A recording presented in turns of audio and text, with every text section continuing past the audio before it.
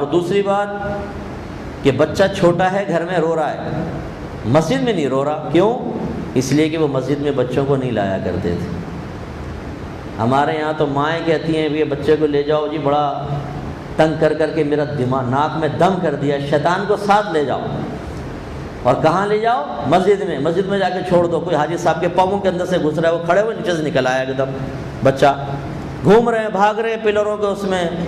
ہمارے یہاں تو ماشاءاللہ یہاں تو امن ہے، نیچے اوپر سنا ہے کہ کافی کچھ ایسی ہی بہنیں ہیں جو اپنے بچوں کو بھیج دیتی ہیں اور وہ آ کے بیڑا غرق کرتے ہیں اوپر بیٹھ کے۔ یہ ماں باپ پہ وبال ہے، گناہ گار ہوں گے۔ اپنی جان تو چھڑا لی 2.5 گھنٹے، لیکن جو آخرت میں جان پھنسنے والی ہے وہ پتہ چلے گا بعد میں۔ آپ کے گھر میں ایک شیطان سا بچہ آ جائے مہمان کے طور پر، تھوڑی دیر بعد ایک کڑاک ٹوٹ گئی، وہاں جا کے گلاس توڑ دیا، ہاکی لیے ایک شیشہ کھڑکی کا توڑ دیا، بتائیے آپ اس بچے کو پسند کریں گے؟ ہو سکتا ہے مروت میں سامنے نہ کہیں، لیکن بعد میں آپ کی حالت کیا ہوگی؟ اور کوشش کریں گے کہ یہ اثر شیطان قبول کرنے والی مخلوق آئندہ یہاں پر نہ آئے۔ اب آپ سوچئے، جب آپ کی یہ کیفیت ہے کہ آپ اپنے گھر میں ایک شیطان بچے کو پسند نہیں کرتے، اللہ تعالیٰ کی بارگاہ میں، اللہ کے گھر کے اندر کیسے ایسے بچے آ سکتے ہیں؟ اسی لیے علماء نے فرمایا اتنا چھوٹے بچے کو مسجد میں لانا کہ وہ پیشاب کا نہ بتا سکے حرام ہے، حرام۔ پیمپر باندھ کے بھی نہیں لا سکتے۔ اگر وہ پیمپر میں پیشاب کر دے تو اس کا مطلب آپ پیشاب اٹھا کے مسجد میں لے آئے، اگرچہ مسجد آلودہ نہیں ہو رہی، لیکن بہرحال پیشاب مسجد میں لانا یہ گندگی ہے۔ اور اتنا بڑا بچہ جو پیشاب کا بتا سکے لیکن ادب سکھائیں تو ادب نہ سیکھے، بھاگے دوڑے ادھر ادھر، پیشاب کا بتا دے گا، ابو پرام پرام اشارے کر دیتے نا، بچے بہت تیز ہوتے ہیں، وہ باتھ روم کی طرف اشارہ مار مار کے ماں نے سکھایا ہوتا، جب آئے تو اشارہ کیا کر۔ تو اتنا بڑا بچہ کہ پیشاب کا تو بتا رہا ہے لیکن ادب نہیں سیکھ رہا، اس کو لانا مکروہ تحریمی ہے، حرام کے نزدیک۔ اور اتنا بڑا بچہ کہ جو ادب بھی سیکھ سکے، پھر پیشاب کا تو بدرجہ والا بتا رہا ہوگا، ادب سیکھ سکے، اس کو لانا مستحب ہوتا ہے۔ اسے اپنے ساتھ بٹھائیں، ادب سے وہ سنیں، دیکھیں ماحول کو، یہ اچھی بات ہے۔ اور جب یہ عام مساجد کا یہ حکم ہے تو آپ مجھے بتائیے حرمین طیبین کا حکم کیا ہوگا؟ اب چھوٹے چھوٹے بچوں کو عمرے کے شوق میں لے جاتے ہیں، وہاں پر طواف کر رہے ہیں، بچے یہاں لٹکائے ہوئے ہیں، پیچھے یہاں لٹکائے ہوئے ہیں، اور بچہ پیشاب کر رہا ہے، کچھ کر رہا ہے، کوئی پرواہ نہیں ہے کہ تم کر کیا رہے ہو کعبۃ اللہ کے سامنے، مسجد کے اندر۔ تم جتنے چھوٹے بچوں کو جن کو پیشاب ہی کا بتانا نہیں آتا، تم پیشاب، اس وہ بچے نے پیشاب پیمپر میں کیا ہوا، پیشاب اٹھا کے تم طواف کر رہے ہو، اس کا حکم شرع معلوم کر لو۔ اور پھر یہ آلودہ کرنا مسجد کو، پھر بچے رو رہے ہوتے ہیں، چیخ رہے ہیں، بھاگ رہے ہیں ادھر ادھر، بے حرمتی حرم کی، کوئی پرواہ نہیں ہے۔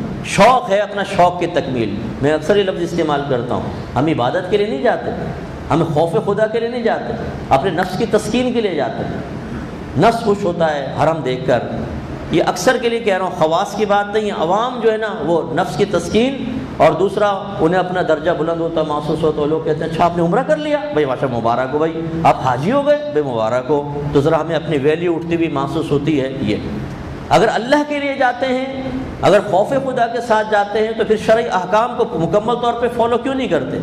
کہاں گیا وہ خوف خدا کہ آپ کہتے ہیں ہم خوف خدا کے ساتھ جا رہے ہیں اور بچوں کو آپ حرم کے اندر لے کے جا رہے ہیں پیشابوں سمیت؟ بعض اوقات بچے پیشاب کر دیتے ہیں، پھر ان کو بلایا جاتا ہے، وہ بیچارے صفائی کرتے ہیں، ڈیٹول سے دھوتے ہیں۔ شرم نہیں آتی کہ تم لوگ کیا کر رہے ہو بھائی؟ اور اس میں منع کرے، بچوں کو کیا پھینک دیں؟ ارے بھائی پھینکو نہیں، صبر کرو، گھر کے اندر عمرہ کرنا کوئی فرض یا واجب تو نہیں ہے، سنت ہے نا۔ جب بچے بڑے ہوں تب جائیں، یا بچوں کو کسی کے پاس چھوڑ کر جائیں، یا پھر لے کر جائیں، تو ایک ایک فریق عمرہ کرے۔ عورت جا کے عمرہ کرے، شوہر باہر سنبھالے بچے کو، پھر عورت آ کے باہر سنبھالے، پھر شوہر جا کے عمرہ کرے۔ یہ نہیں کر سکتے آپ کہ شریعت کو آپ اپنے مولڈ کرنے اپنی مجبوریوں کے تحت، جبکہ شریعت اس مجبوری میں آپ کو ایک حرام کام کی اجازت بھی نہ دے رہی ہو۔ بعض اوقات تو مجبوری میں اجازت ہوتی ہے، جیسے مردار کھانا حرام ہے، لیکن آپ کا 4 دن کا فاقہ ہو گیا، آپ مین ورسز وائلڈ والے کی طرح کسی پہنچ گئے جی جنگل میں یا صحرا کے اندر، اور نانی یاد آ گئی وہاں پر، اب پڑا ہوا ہے گدھا مرا ہوا، تو شریعت یہ کہتی ہے کہ اگرچہ یہ کھانا حرام تھا لیکن مختصر سا کھا کے اپنی جان بچاؤ۔ اب یہ دیکھیں، ایک حرام کو شریعت نے وقتی طور پہ مباح کر دیا۔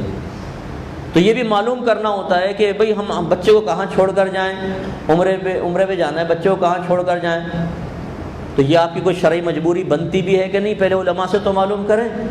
عمرے پہ جانا کون سا آپ کے لیے فرض یا واجب تھا؟